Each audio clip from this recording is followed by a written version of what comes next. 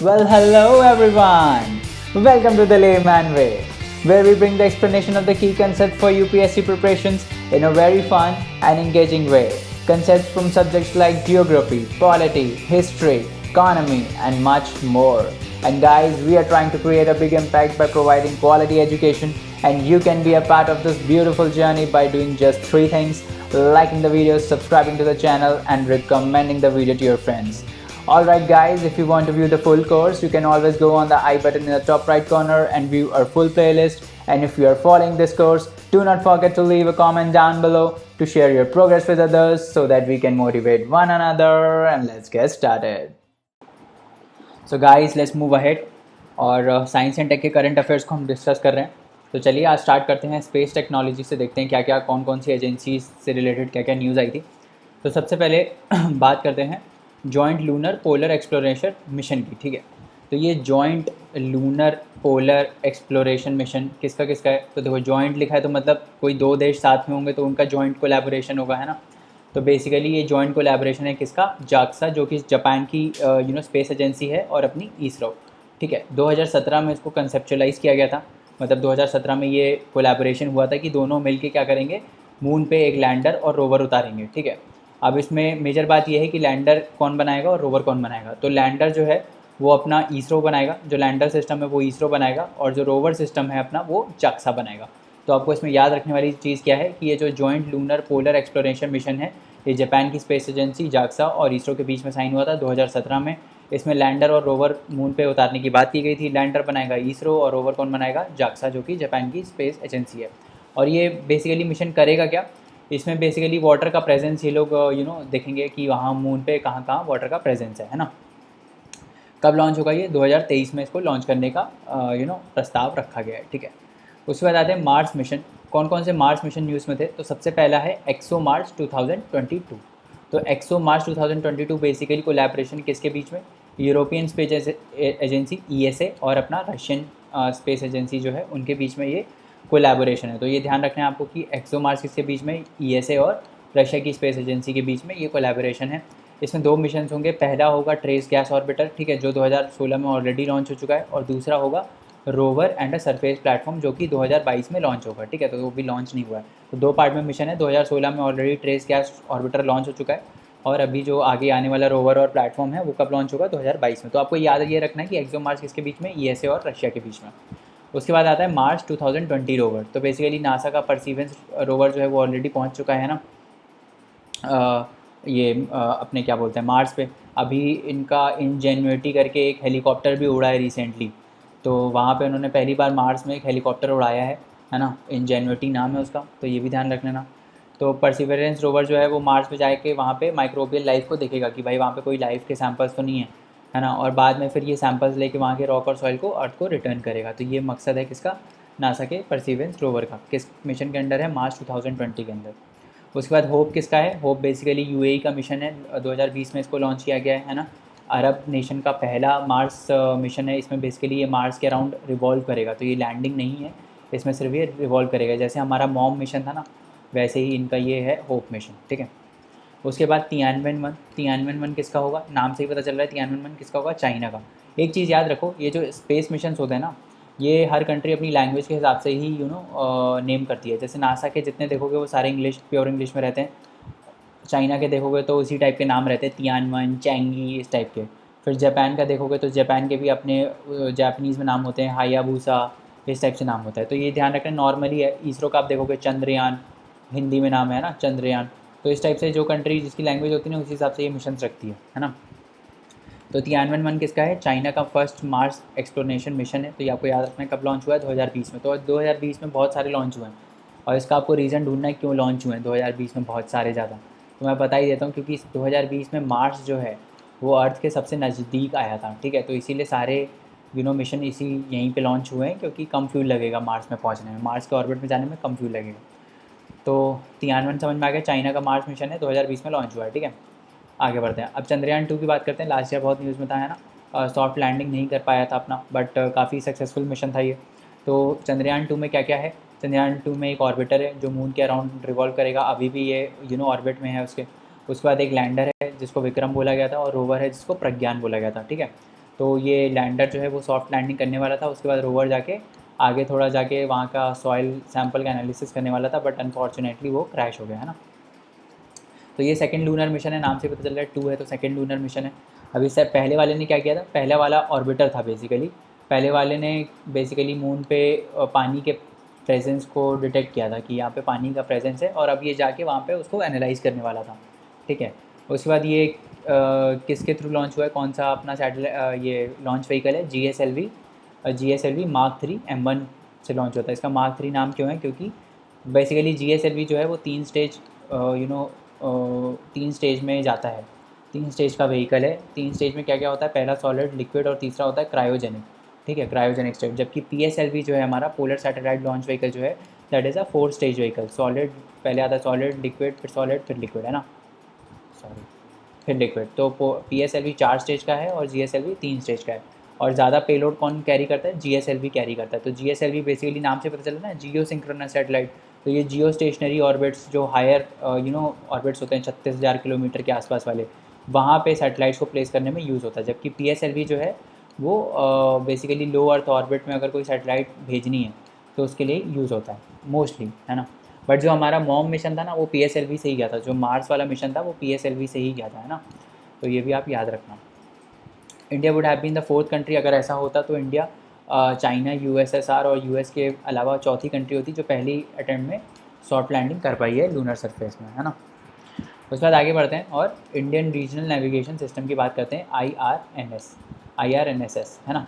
तो ये बेसिकली क्या है, इंडिया का रीजनल नेविगेशन सिस्टम है। अब ये न्यूज़ में इसलिए था क्योंकि इसको वर्ल्ड वाइड नेविगेशन सिस्टम की लिस्ट में डाल दिया गया है। ये IMO ने इसको रिकॉग्नाइज़ कर लिया है as a part of independent regional navigation satellite system, ठीक है। इसके अलावा और कौन कौन से, तो ये इंडिया चौथी कंट्री बनी है जिसका regional navigation satellite system globally recognise हुआ है। इसके अलावा US का तो आपको मालूम ही है, GPS अपना US से गया है ना, तो GPS US का है। उसके बाद ग्लोनास है एक रशिया का, है ना। उसके बाद चाइना का चलता है बाइदोऊ चलता है, किसका, बाइदोऊ चलता है अपना चाइना का, ठीक है। तो ये 3 और हैं, चाइना का बाइदोऊ, रशिया का ग्लोनास और US का GPS, ठीक है। तो अभी ये जो IRNSS है अपना Indian regional navigation satellite system, ये बेसिकली क्या करेगा, ये देखो ये इंडिया है ना, तो इंडिया से लेकर ये आगे 1500 किलोमीटर तक, 1500 किलोमीटर की रेंज में पूरा कवर करेगा, है ना। ये 1500 किलोमीटर यहाँ 1500 के सर्कल में पूरा कवर करेगा। तो लैंड बाउंड्री से लेकर 1500 किलोमीटर तक ये कवर करेगा। और इसमें क्या है, इसमें 7 सैटेलाइट्स हैं। अभी 7 सैटेलाइट्स में बेसिकली 3 आपकी जियो स्टेशनरी सैटेलाइट्स हैं, है ना, और बाकी ये जो 4 हैं ये जियो सिंक्रोनस सैटेलाइट हैं, ठीक है। 3 जियो स्टेशनरी हैं और 4 जो हैं वो जियो सिंक्रोनस हैं, ठीक है। तो ये आपको याद रखना है। 2 टाइप की सर्विसेज प्रोवाइड करेगा, स्टैंडर्ड पोजीशनिंग सर्विस जो सबके लिए अवेलेबल होगी, और एक होगी रेस्ट्रिक्टेड सर्विसेज जिसमें डेटा इंक्रिप्टेड होगा और ऑथराइज्ड यूजर्स ही उसको एक्सेस कर सकते हैं, है ना। तो ये हो गया IRNSS के बारे में। उसके बाद अर्थ ऑब्जर्वेशन सैटेलाइट की बात करते हैं। EOS-01 अभी रिसेंटली लॉन्च हुआ था। तो ये क्या है, बेसिकली ये एक रडार इमेजिंग सैटेलाइट है। जैसे पिछले साल राइसेट लॉन्च हुआ था ना, radar imaging satellite 2B, RISAT 2B launch हुआ था पिछले साल। तो वैसे ही पिछले साल लॉन्च हुआ था। तो वैसे ही earth observation satellite EOS-01 launch हुआ है पिछले साल, है ना। तो ये सेम काम करेगा, राइसेट 2B आर जो काम करता है। रडार इमेजिंग का मतलब ये होता है, ये किसी भी बेसिकली वेदर से, चाहे क्लाउडी वेदर हो, वेदर कैसा भी हो, ये बेसिकली उसके थ्रू देख सकता है ना, उसके थ्रू देख सकता है। तो लो अर्थ ऑर्बिट में इसको एम्प्लॉय किया गया है ना। सिंथेटिक अपर्चर रडार हैं इसमें, जो कि हाई रिजोल्यूशन इमेजेस लेंगे लैंड की। तो ये वेदर पर डिपेंडेंट नहीं है, बेसिकली कैसा भी वेदर हो ये इमेजेस लेगा और क्लियर इमेजेस लेगा, है ना। एडवांटेज यही है जो मैंने बताया कि unaffected by weather, cloud, fog, है ना, lack of sunlight, it can produce high quality images in all condition at all times, है ना। हर कंडीशन में, हर टाइम में ये इमेजेस प्रोड्यूस कर सकता है। उसके बाद आता है स्पेस बेस्ड रिमोट सेंसिंग। अब स्पेस बेस्ड रिमोट सेंसिंग है। रिमोट सेंसिंग क्या होता है, रिमोट सेंसिंग एक प्रोसेस होता है जिसमें हम डिटेक्ट करते हैं, मॉनिटर करते हैं फिजिकल कैरेक्टरिस्टिक को किसी पर्टिकुलर एरिया की, है ना।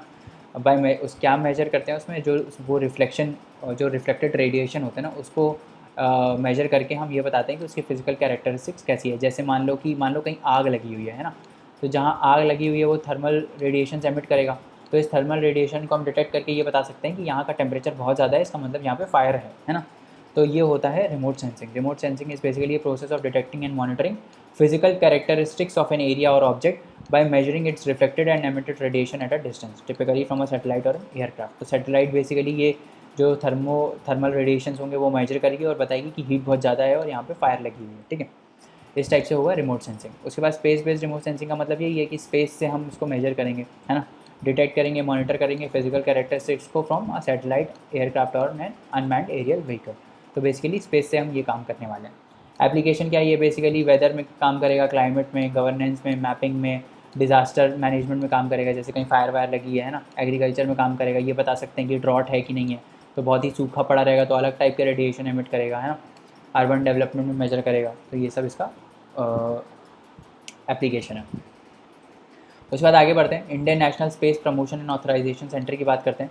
तो पहले तो नाम ही देख लेते हैं, नाम में क्या है, स्पेस प्रमोशन है, तो मतलब कोई स्पेस एक्टिविटीज़ को बेसिकली ये क्या करेगा, प्रमोट करेगा, है ना। और नेशनल है तो इंडिया का है, ऑथराइजेशन है तो ऑथराइजेशन तो क्या ही है, ऑथराइजेशन सेंटर बेसिकली स्पेस एक्टिविटीज़ को ऑथराइज़ करेगा और उसको प्रमोट करेगा, है ना। यही इसका बेसिक एम होना चाहिए। नाम से ही आपको पता चल जाता है आधी चीज़ें ना, तो नाम अच्छे से पढ़ा करो किसी भी स्कीम का, किसी भी जो नई चीज़ आई है उसका। तो बेसिकली गवर्नमेंट क्या क्रिएट कर रही है, ये क्रिएट कर रही है आईएन स्पेस। तो क्या होगा इसमें हम प्राइवेट सेक्टर का पार्टिसिपेशन बूस्टअप करेंगे ताकि स्पेस एक्टिविटीज़ को हम प्रमोट कर पाएँ। समझ में आ रहा है, प्राइवेट सेक्टर का प्रमोशन को बूस्ट करने की बात की गई है। किसने बनाया है, डिपार्टमेंट ऑफ स्पेस। किसके अंदर है, department of space, ministry of science and technology के अंदर, ठीक है। तो नई एंटिटी है डिपार्टमेंट ऑफ स्पेस के अंदर, जिसको चेयर करेंगे, which will now have its own chairperson and a board, ठीक है, इंपॉर्टेंट नहीं है। क्या करेगा, ये रेगुलेट करेगा और प्रमोट करेगा रूटीन सैटेलाइट्स की बिल्डिंग, है ना, रॉकेट्स को, कमर्शियल व्हीकल्स को, लॉन्च सर्विसेज को, है ना, ताकि ये ऐसे स्टार्टअप्स जो स्पेस एक्टिविटीज़ में काम कर रहे हैं उनको बूस्टअप मिल पाए, ठीक है। ये काम करेगा ताकि ये प्रमोशन जो भी सैटेलाइट्स, रॉकेट्स, कमर्शियल सर्विसेज हैं, इनकी बिल्डिंग को प्रमोट किया जा सके। तो बेसिकली ये क्या करेगा, ये जैसे कि इसमें लिखा है ना, प्राइवेट सेक्टर पार्टिसिपेशन को बूस्ट करेगा। तो कैसे करेगा, तो पब्लिक प्राइवेट पार्टनरशिप को बेसिकली ये फोकस करेगा। तो ये बेसिकली क्या होगा, इसरो अपनी जो है वो गवर्नमेंट ऑर्गेनाइजेशन है और प्राइवेट सेक्टर, इनको क्या करेगा, इसको ब्रिज करेगा ये, है ना। इसके बीच में एक ये सेंटर होगा जो इन दोनों के गैप को ब्रिज करेगा और interface as an interface act करेगा between ISRO and private sector, ठीक है। और ये बताएगा कि भाई कैसे हम इंडियन स्पेस रिसोर्सेज को यूटिलाइज़ कर सकते हैं, है ना, और कैसे अपनी स्पेस बेस्ड एक्टिविटीज़ को हम प्रमोट कर सकते हैं, ठीक है। उसके बाद it is India second space organisation. अब ये देखो, अब पहले already New Space India create हो चुका है, New Space India Limited government ने पिछले साल क्रिएट किया था। अभी इस साल पहली ये है ना, अब दूसरी ये आ गई, फिर से दूसरी क्रिएट कर दी है, Indian National Space Promotion and Authorisation Centre, ये दूसरी है। तो समझ में आ गया, पहली कौन सी है, New Space India limited. New Space India limited 2019 में बनी थी डिपार्टमेंट ऑफ स्पेस के अंदर। इसका भी काम यही था कि भाई हम ब्रिज करेंगे gap between ISRO and private sector, ताकि प्राइवेट सेक्टर फैसिलिटीज़ जो इसरो की टेक्नोलॉजीज़ हैं उसको यूटिलाइज़ कर पाए, है ना। और ये जो न्यू स्पेस इंडिया लिमिटेड है, it is wholly owned by the government, 100% government की ओनरशिप है। और एडमिनिस्ट्रेटिव कंट्रोल किसका है, डिपार्टमेंट ऑफ स्पेस का। इट विल नॉट रिप्लेस अंतरिक्ष। अंतरिक्ष क्या था, अंतरिक्ष बेसिकली एक मार्केटिंग एजेंसी है टाइप की, स्पेस प्राइवेट कंपनी है जो मार्केट करती है। जो जैसे इसरो मान लो कोई टेक्नोलॉजी बना रहा है, जैसे इसरो ने अभी रिसेंटली लिथियम आयन टेक्नोलॉजी बनाई है ना, तो ये बेसिकली इसको मार्केट करेगी और इसको कॉमर्शलाइज़ करेगी। ये किसका काम है, अंतरिक्ष का। अब जैसे मान लो इसरो ने PSLV बनाया है ना, अब PSLV लॉन्च व्हीकल है, ये बाकी सैटेलाइट्स को भी लॉन्च कर सकता है। तो ये अंतरिक्ष जो है इसको मार्केट करेगी PSLV को बाकी कंट्रीज़ में कि भाई आप हमारे लॉन्च व्हीकल से सैटेलाइट लॉन्च करिए। समझ में आया, जैसे SpaceX कर रहा है ना, SpaceX अब नासा से टाई अप कर लिया है, जो इसके मैंड मिशन है ISS में जाके। तो जब भी नासा को किसी को एस्ट्रोनॉट को ISS में डिप्लॉय करना होगा तो वो अब SpaceX के रॉकेट के थ्रू करेगा, है ना। तो उनके साथ टाइप किया है, उसी टाइप से ये अंतरिक्ष जो है अपना वो करने वाला है। India's first in orbit space debris monitoring and tracking system. तो अभी एक प्राइवेट कंपनी है ना, एक इंडिया की पहली सर्विलेंस कंपनी है दिगांत्रा। दिगांत्रा ने पहला जो है इंडिया का in orbit space debris monitoring and tracking system को बनाया है। तो आपको याद रखना है कि ये इंडिया का पहला जो स्पेस ऑर्बिट और डेब्रिस मॉनिटरिंग ट्रैकिंग सिस्टम है, ये किसने बनाया है, प्राइवेट पार्टी है दिगांत्रा, है ना। इंडिया की पहली स्पेस सर्विलेंस कंपनी है जिसने ये बनाया है। अभी क्या करेगा, ये बेसिकली रियल टाइम अर्थ कवरेज को प्रोवाइड करेगा और जो है क्या बोलते हैं, कैसे करेगा रियल टाइम अर्थ कवरेज को कैसे प्रोवाइड करेगा, कॉन्स्टलेशन डिप्लॉय करके, है ना। कॉस्ट इफेक्टिव नैनो सैटेलाइट्स को डिप्लॉय करेगा। मतलब कॉन्स्टलेशन का मतलब खूब सारी जो नैनो सैटेलाइट्स हैं उसको डिप्लॉय करेगा लो अर्थ ऑर्बिट में, ठीक है। और ये जो सैटेलाइट्स हैं ये बेसिकली अर्थ को मॉनिटर करेंगी। समझ में आ गया। तो इसमें क्या होगा, अर्थ का कवरेज प्रोवाइड होगा थ्रू नैनो सैटेलाइट्स, और ये नैनो सैटेलाइट एक कॉन्स्टलेशन में बेसिकली लो अर्थ ऑर्बिट में डिप्लॉय हो जाएंगे, है ना। तो इस टाइप से ये एयर सर्वेलेंस को मॉनिटर करेगा, ठीक है, और ट्रैक करेगा एयरक्राफ्ट्स को, स्पेस ऑब्जेक्ट्स को, इस टाइप से इसका काम है। सर्वेलियंस का काम है ना बेसिकली, तो मतलब एयरक्राफ्ट जो जा रहे हैं कहाँ, जैसे कुछ कुछ एयरक्राफ्ट लॉस्ट हो जाते हैं ना, हाईजैक हो जाते हैं, लॉस्ट हो जाते हैं, तो उनको ये बेसिकली अब वहाँ वो सैटेलाइट्स जो हैं बेसिकली इनको ट्रैक कर पाएंगे कि कहाँ है कहाँ बेसिकली, ठीक है। अब इन टीम ने डेवलप किया है क्या, orbit space debris monitor using lidar. Lidar क्या है, light detection and ranging technology है, which detects and maps any space debris less than 5 centimetre in size. तो कोई भी स्पेस डेब्रिस अगर 5 सेंटीमीटर से छोटा है तो वो इस टेक्नोलॉजी के थ्रू उसको डिटेक्ट कर पाते हैं, है ना। तो रिमोट सेंसिंग टेक्नोलॉजी है जो लाइट को यूज़ करती है डेटा ट्रांसफर करने में, समझ में आ रहा है। जैसे वाईफाई है ना, वाईफाई अपना होता है ना, वाईफाई कम्युनिकेशन टेक्नोलॉजी, वैसे ही लाइडार भी होता है, लाइडार में लाइट यूज़ होती है, ठीक है। तो इस टाइप से अपना ये सिस्टम है, ठीक है। रिमोट सेंसिंग टेक्नोलॉजी है जो लाइट को यूज़ करती है in the form of pulsed laser to measure ranges to a target, ठीक है। तो मान लो कोई यहाँ पे कोई ऑब्जेक्ट पड़ा है, तो आपने यहाँ से लेज़र मारी, लेज़र जाएगी वहाँ पे रिफ्लेक्ट होकर वापस आएगी, है ना। तो हम निकालेंगे कितना टाइम लगा इस लेज़र को वहाँ से रिफ्लेक्ट होकर आने में, और उस टाइप से हम ये डिस्टेंस बता सकते हैं, है ना। तो वो लाइडर के थ्रू हम कर सकते हैं। Lidar is an instrument principally का, इसमें क्या क्या होता है, लेज़र होता है, स्कैनर होता है, और स्पेशलाइज जीपीएस रिसीवर होता है, ठीक है। ये सब चीज़ें इसमें होती हैं। आगे बात करते हैं CMS-01 की बात करते हैं। CMS-01 क्या है, कम्युनिकेशन सेटेलाइट है, बस इतना याद रखना है। CMS is a short form of communication, ठीक है। तो ये एक CMS is a communication satellite क्या करेगी, इट विल कवर इट, क्या क्या कवर करेगी, कम्युनिकेशन सेटेलाइट है तो कहाँ कहाँ कम्युनिकेशन प्रोवाइड करेगी, Indian mainland, Andaman Nicobar and Lakshadweep. Basically Indian continent के लिए बेसिकली लॉन्च हुई है ना, तो इंडिया को प्रोवाइड करेगी, लक्षद्वीप को प्रोवाइड करेगी, और अंडमान एंड निकोबार को ये सर्विसेज प्रोवाइड करेगी, ठीक है। अब आगे बढ़ते हैं और हिमालयन चंद्रा टेलीस्कोप की बात करते हैं। हिमालयन चंद्रा टेलीस्कोप क्या है, बेसिकली इंफ्रारेड टेलीस्कोप है ना। ये क्या, इसका एम क्या है कि हम भाई सोलर सिस्टम को स्टडी करेंगे, और जो स्टार्स बनते हैं और जो एक्सटर्नल गैलेक्सीज़ हैं उनको स्टडी करने का इसका मोटिव है। कहाँ पे है ये, इंडियन एस्ट्रोनॉमिकल ऑब्जर्वेटरी जो कि लद्दाख में है, वहाँ पे ये इंस्टॉल्ड है। तो आपको ये याद क्या रखना है, काम क्या है इसका, काम है कि भाई सोलर सिस्टम को हम स्टडी करेंगे, एक्सटर्नल गैलेक्सी स्टार फॉर्मेशन को स्टडी करेंगे, है कहाँ, लद्दाख में इंडियन एस्ट्रोनॉमिकल ऑब्जर्वेटरी जो है वहाँ पे ये इंस्टॉल्ड है। अब ये नाम जो है ये चंद्रा, ये कहाँ से पड़ा, तो हमारे एक साइंटिस्ट है सुब्रमण्यम चंद्रशेखर, है ना, नोबेल लॉरिएट, इन पे इसका नाम दिया गया है।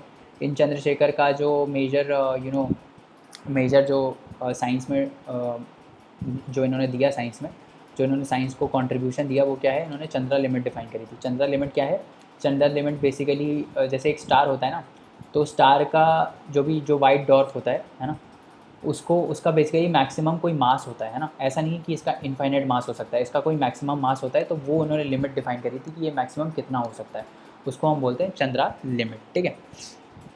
तो Chandra limit which showed that the stars move more massive than sun would explode to form a black hole, है ना। तो जो सन से बड़े स्टार्स हैं वो, उनका जब लाइफ एंड हो जाता है, जब उनका न्यूक्लियर फ्यूजन रिएक्शन ख़त्म हो जाता है, तो वो एक्सप्लोड करके एक ब्लैक होल में कन्वर्ट हो जाते हैं। क्या अपना, अच्छा आप ये बताओ, क्या अपना सन एक्सप्लोड होकर ब्लैक होल में बन सकता है, तो आंसर है नहीं। कोई भी स्टार, ऐसा नहीं है कि कोई भी स्टार हो तो वो एक्सप्लोड होके ब्लैक होल में बन सकता है। सिर्फ ऐसे स्टार्स जो बहुत ज़्यादा साइज़ में बड़े हैं। अपना सन जो है वो इतना बड़ा नहीं है, समझ में आ रहा है। अपना सन हमको बस अपना बड़ा लगता है, बाकी एज अ यूनिवर्स देखोगे तो सन से बहुत बड़े बड़े स्टार्स हैं। तो सन इतना बड़ा है ही नहीं कि वो एक्सप्लोड करे तो उसका मास कंसनट्रेट हो एक ब्लैक होल में, ठीक है। तो ऐसा है ही नहीं, तो सन नहीं बन सकता ब्लैक होल में, ये ध्यान रखना। नासा हीलियोफिज़िक्स मिशन की बात करते हैं। तो नासा हीलियोफिज़िक्स मिशन क्या है, क्या करेगा ये हीलियोफिज़िक्स मिशन, बेसिकली सन को स्टडी करेगा, है ना, और सन का इंट्रैक्शन अर्थ के साथ स्टडी करेगा कि भाई सन के जो सोलर पार्टिकल्स निकलते हैं वो कैसे अर्थ के वेदर को इन्फ्लुएंस करते हैं। ये बेसिकली क्या स्टडी करेगा, नासा का हीलियोफिज़िक्स मिशन, ठीक है, बस इतना ही याद रखना है। उसके बाद दूसरा आता है extreme ultra violet high throughput spectroscopic telescope mission. ये क्या करेगा, ये बेसिकली अपने जो अपनी सोलर विंड निकालता है ना, और इरप्शंस निकालता है, उससे जो मटेरियल आ रहा है और उससे सन के एटमॉस्फेयर में, सन का जो एटमॉस्फेयर है वो कैसे रिएक्ट करता है, वो सब मेजर करेगा। तो it will study basically how sun's atmosphere releases solar wind and drives eruptions of solar material. तो कैसे सन का जो एटमॉस्फेयर है वो सोलर विंड और सोलर मटेरियल को इजेक्ट करता है, वो ये स्टडी करेगा क्या, ultra violet high throughput spectroscopic telescope, ठीक है।